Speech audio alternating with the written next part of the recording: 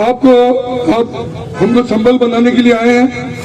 सतीश जी, आपको ध्यान होगा इस बात का, जब आप प्रदेश के अध्यक्ष बने और पहली बार आप यहाँ आए थे, आपको ध्यान होगा प्रतापगढ़ गए थे यहाँ से। उस समय भी छोटी छोटी के लोग आपको रास्ते में मिले थे, कई लोग मिले थे और आपको ये उन्होंने कहा था कि हम आतंक के साए में जी रहे हैं। गुंडागिर्दी, डकैती, लूटमार, बीजेपी के कार्यकर्ताओं को परेशान करना, झूठे जेलों में भेजना, झूठे सच्चे मुकदमे लगाना, और आपने भी कहा था और हमने बात भी की आगे। और मैं समझता हूं कि पिछले 2-3 सालों में जो सीरियल चले थे, भगवान की दया से, मैं ईमानदारी से कह रहा हूँ कि 2 साल कोरोना नहीं होता तो संख्या 4 की जगह 40 होती। सही कह रहा हूँ, कोरोना की वजह से बच गए, ये अपराधी सब घरों में बैठे रहे कोरोना के डर से। लेकिन जिस तरह इन्होंने हमारे सरपंच केरिंग सिंह की हत्या की, जिसका हत्यारा आज तक नहीं पकड़ा है, हमारा डाक्टर का भाई भूरालाल जिसको जीप के नीचे कुचल के मार दिया, जिस तरह विकास प्रजापति को बीजेपी का झंडा लगाने पर हत्या की, उसी तरह इस बंटी की हत्या, जिस तरह सरेआम गोलियां बूंदी की। निश्चित रूप से लॉ एंड ऑर्डर की सबसे बड़ी समस्या अगर राजस्थान में है तो इस निम्बाड़ा विधानसभा में। मैं समझता हूं कि राजस्थान के मुख्यमंत्री अशोक गहलोत को और हमारे मंत्री उदयलाल जी आजरा को तुरंत इस्तीफा दे देना चाहिए, यही मैं मांग करता हूँ। और मैं सतीश जी आपसे निवेदन करता हूँ, आप भी बात करें। इस केस की हमको उम्मीद नहीं है, सही जांच होगी। हम सब कार्यकर्ताओं की मांग है इसकी जांच सीबीआई से होनी चाहिए, ताकि दूध का दूध और पानी का पानी होगा। बाकी यहाँ के लोगों से हमको उम्मीद नहीं है और मुझे विश्वास है आप इसके आगे भी बात करेंगे। मैं ज्यादा लंबी चौड़ी बात नहीं करते हुए आदरणीय सतीश जी से निवेदन करूंगा, आप पधारे और हमको मार्गदर्शन दें। आदरणीय सतीश जी, पुणे साहब। मुख्यमंत्री अशोक गहलोत, होश में आओ। मुख्यमंत्री अशोक गहलोत, होश में आओ। कांग्रेस पार्टी शर्म करो, डूब मरो भाई, डूब मरो। कानून व्यवस्था ठीक करो, कानून व्यवस्था ठीक करो। किसानों का कर्जा माफ करो, किसानों को न्याय दो, युवाओं को न्याय दो, महिलाओं को न्याय दो, पीड़ितों को न्याय दो, वरना गद्दी छोड़ दो। अभी आदरणीय श्री चंद जी कह रहे थे कि उदयलाल आंजना को इस्तीफा देना चाहिए। राजस्थान के इतिहास में इस तरीके की अराजक, नकारा, निकम्मी और भ्रष्ट सरकार आज तक आई नहीं है, जिसने राजस्थान को अपराधों की राजधानी बना दिया। और इस पूरी बारात का अली बाबा 40 चोर का सरगना कोई है तो राजस्थान का मुख्यमंत्री है। और इस्तीफा देना चाहिए तो राजस्थान के मुख्यमंत्री को देना चाहिए, यदि उसमें ईमान और नैतिकता है तो। मैं यहां इसलिए आया हूं, यूं तो राजस्थान की सरकार के खाते में 7 हत्याएं रोज लिखी होती हैं, और ये मैं कोई राजनीतिक और सियासी आरोप नहीं लगा रहा। ये देश का नेशनल क्राइम रिकॉर्ड ब्यूरो वो बताता है 6000 से भी ज्यादा हत्याएं हर साल होती, 17 बलात्कार रोज होते हैं, 8.5 लाख मुकदमे पुलिस थानों में दर्ज होना, ये किसी भी सरकार की कानून व्यवस्था की झांकी है, बानगी है। लेकिन जब सरकार कमजोर होती है तो नीचे का सिस्टम भी कमजोर होता है। और सिस्टम इसलिए कमजोर होता है कि यदि आपकी छाती पर, कुर्सी पर राज करने वाले लोग अनैतिक होते हैं, बेईमान होते हैं, जिनको जनता से कोई सरोकार नहीं होता, ये लोकतंत्र है, इसलिए हो सकता है 50 वोट वाला हार जाए, 51 का जीत जाए। इस कांग्रेस पार्टी को पूरा मैंडेट नहीं था, 99 सीटें थी, आपको ध्यान में होगा। 6 बीएसपी के लोगों को अनैतिक तरीके से उन्होंने मर्ज किया, 13 निर्दलियों को समर्थन लिया, तो ये जुगाड़ की सरकार थी। और मर्दानगी की बात तो ये होती है कि जिस तरीके से अनैतिक समझौते आपने किए, नैतिक और ईमान होता तो आप अपने दम पे सरकार चला के बताते। लेकिन उस अनैतिक समझौतों में कुर्सी को बचाने के लिए जिस तरीके से अपनी पार्टी के भीतर और पार्टी के बाहर के लोगों को भी जनता को मरने के लिए छोड़ दिया, आपने उनके ईमान पर छोड़ दिया। और इसलिए सरकार को बचाने के लिए जितने अनैतिक समझौते किए, जो छूट दी लूट करने की, अपराध करने की, जनता को पीड़ित और प्रताड़ित करने की, और जब चौकीदार खुद चोर हो जाए, रखवाड़ा खुद चोर हो जाए, ईमान गिर जाए, अनैतिक हो जाए, तो उस हुकूमत से रात से आप न्याय की कल्पना नहीं कर सकते।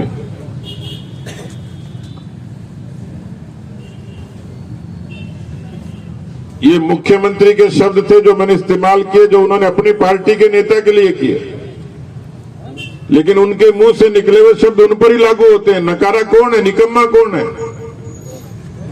गद्दार कौन है, चोर और बेईमान कौन है। लेकिन राजस्थान को इसलिए जाना जाता था कि राजस्थान में शांति है। राजस्थान में व्यापार करने के लिए लोग आते थे, व्यापार के बजाय घूमने के लिए, पर्यटन के लिए आते थे, रिहाइश के लिए आते थे।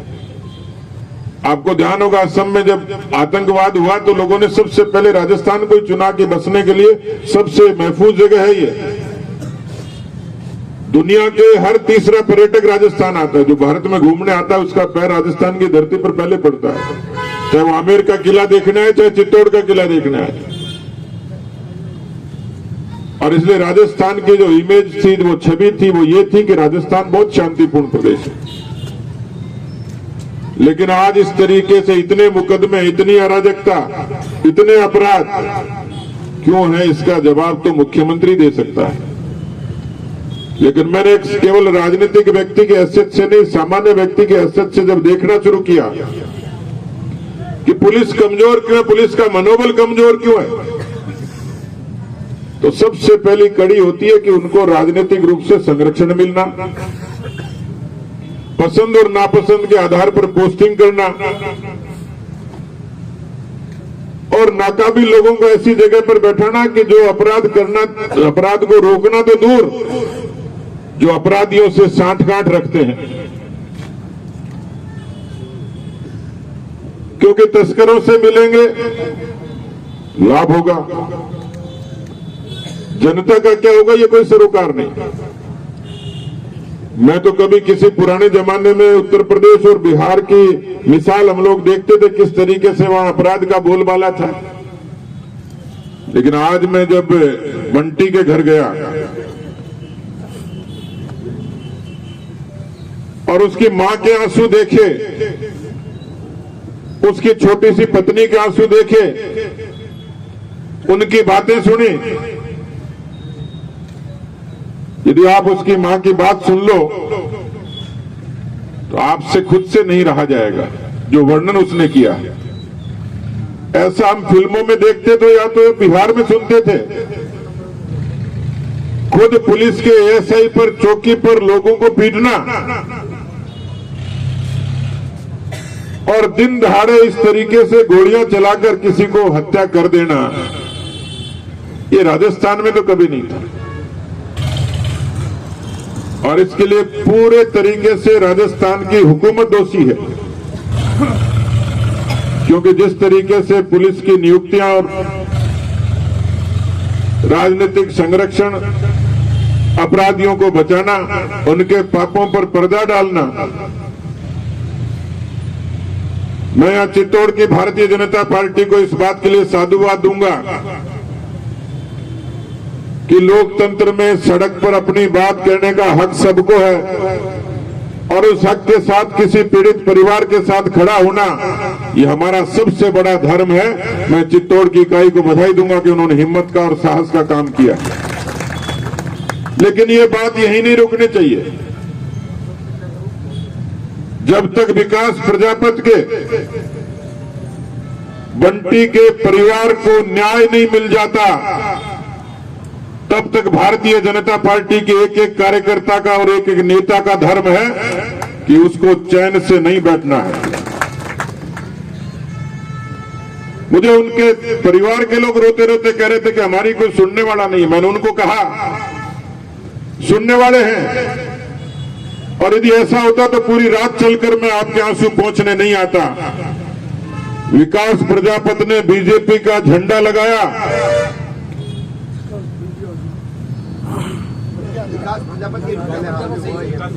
विकास प्रजापति ने बीजेपी का झंडा लगाया, इसलिए वो लोगों की आंखों में खटका। बंटी गो भक्त था, गो रक्षा करता था, इसलिए उसके साथ ऐसा काम हुआ। लेकिन समय को बदलते हुए देर नहीं लगती है। जनता जब पलटती है तो पूरा पलटती है और तख्ता ही पलटती है, और केवल तख्ता पलटने तक नहीं रुकेगी। जो लोग अपराधी हैं,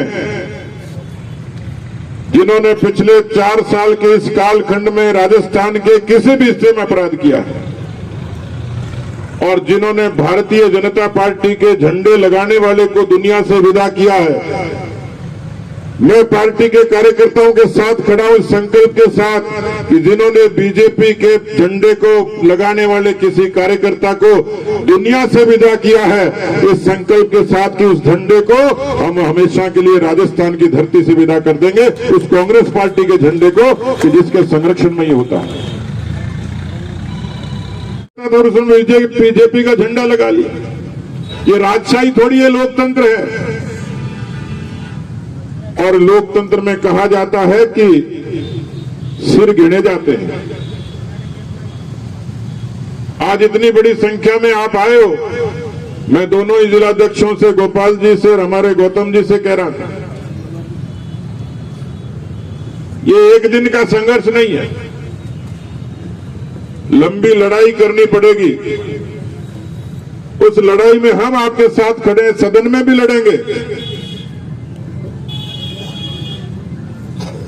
लेकिन चित्तौड़ की जनता को, चित्तौड़ के कार्यकर्ता को और चित्तौड़ के प्रशासन को पता लग जाना चाहिए कि भारतीय जनता पार्टी पीड़ितों के साथ खड़ी है। और कई बार कुछ चीजों का पता नहीं लगता है। ये कांग्रेस पार्टी जिसके राज में आपातकाल लगा था, लोकतंत्र पर हमला करने वाले ये लोग थे, आज लोकतंत्र की नैतिकता की दुहाई देते होंगे।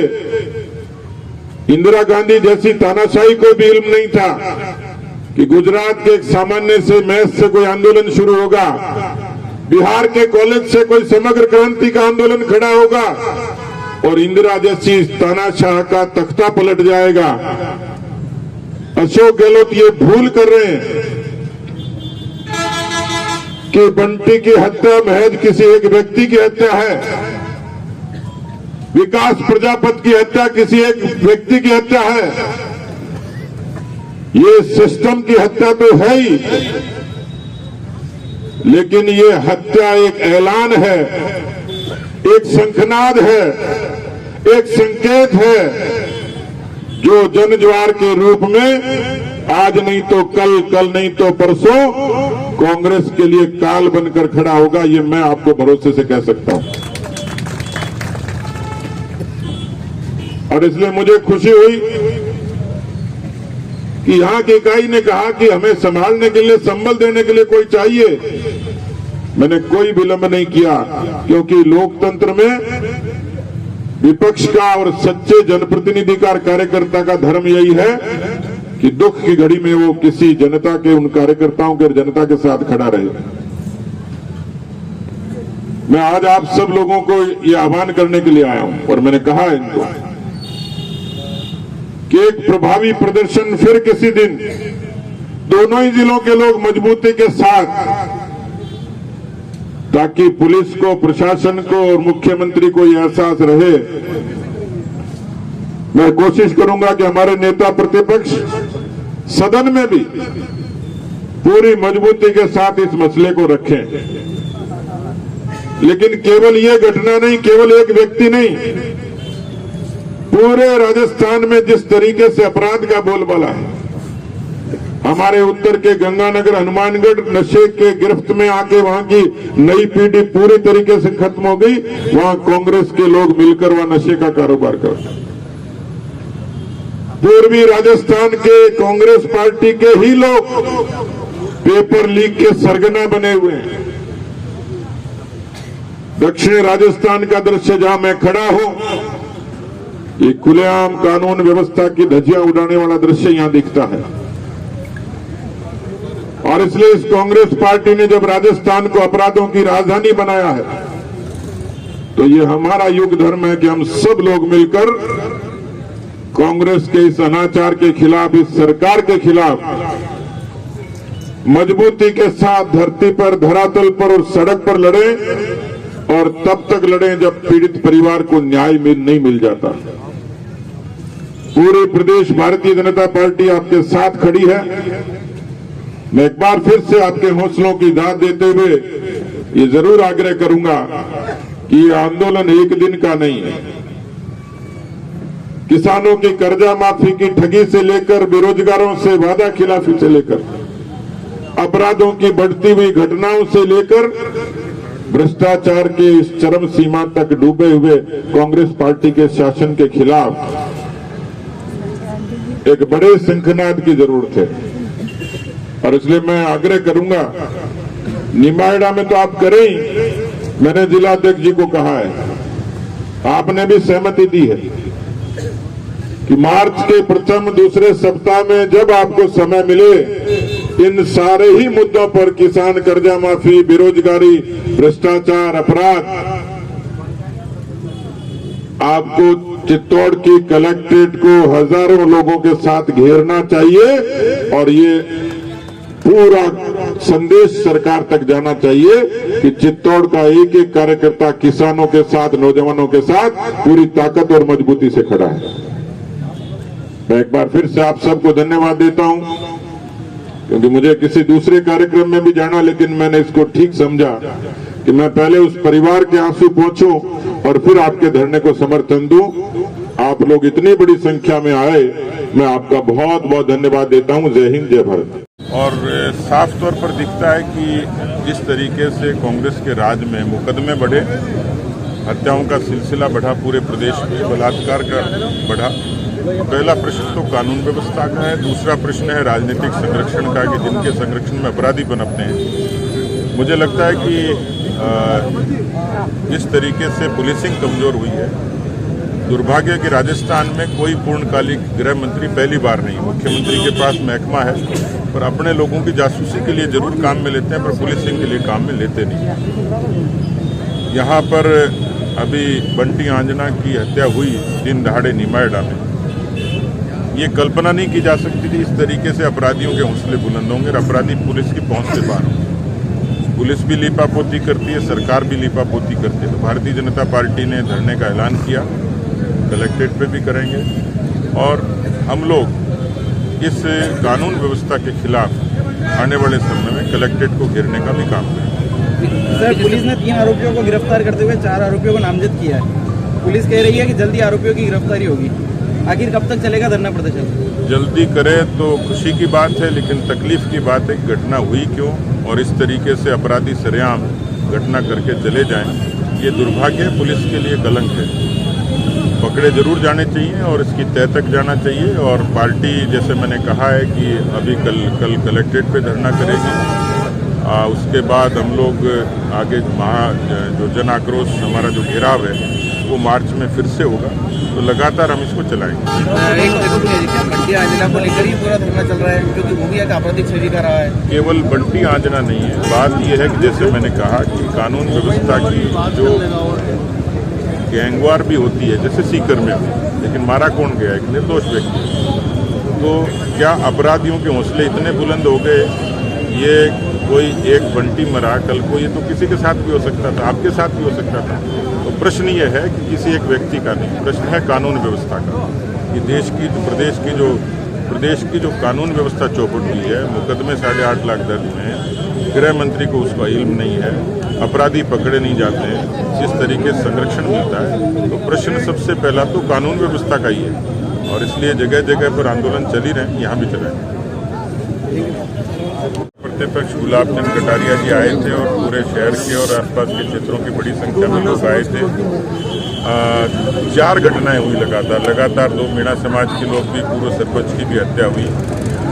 हम लोग इसको सदन में भी मजबूती से उठाएंगे और सड़क पर भी मजबूती से उठाएंगे। मैं नेता प्रतिपक्ष के संज्ञान में भी लाया है, और क्योंकि एक कल ही उदयपुर में भी बजरंग दल के कार्यकर्ता की इसी तर्ज पे घटना हुई, कन्हैयालाल दर्जी की गला काट कर हुई। कुल मिलाकर पूरे इस क्षेत्र में ये जो दक्षिणी राजस्थान था ये पीसफुल माना जाता था। बाकी सारे स्थानों पर कई घटनाएं होती थी, लेकिन यहाँ तो कभी इस तरह की घटनाएं सुनी नहीं जाती। मुझे लगता है कि सदन में भी, विधानसभा में भी इसको प्रभावी तरीके से उठाएंगे और सड़क पर। मुझे लगा आंजना को बार बार पहले मामले में, हत्या के मामले में भी उनको कहीं ना कहीं घेरने की कोशिश की, इसमें भी की गई है। तो क्या पुलिस की जांच के बाद ही क्या इसको स्पष्ट हो पाएगा? क्या बार बार जो है उन्हीं पे आरोप लगते हैं, ऐसा कुछ है क्या? देखिए, कोई भी व्यक्ति हो, चाहे राजनीतिक पद पर बैठा हो या पद पर नहीं हो, उस पर यदि आरोप लगता है तो सरकार का फर्ज है कि अपने ही व्यक्तियों के खिलाफ निरपेक्ष जांच करे। तो जांच के बाद ही कहा जा सकता है, लेकिन यदि धुआं है तो आग भी होगी, इसलिए कहीं न कहीं उसकी निरपेक्ष जांच जरूरी है। ये मुख्यमंत्री पर छोड़ता हूं कि उनका नैतिकता और ईमान क्या कहती है कि वो गृह मंत्री के नाते राजस्थान के लोगों की सुरक्षा कैसे देंगे और अपराधियों पर पहुंचेंगे कैसे।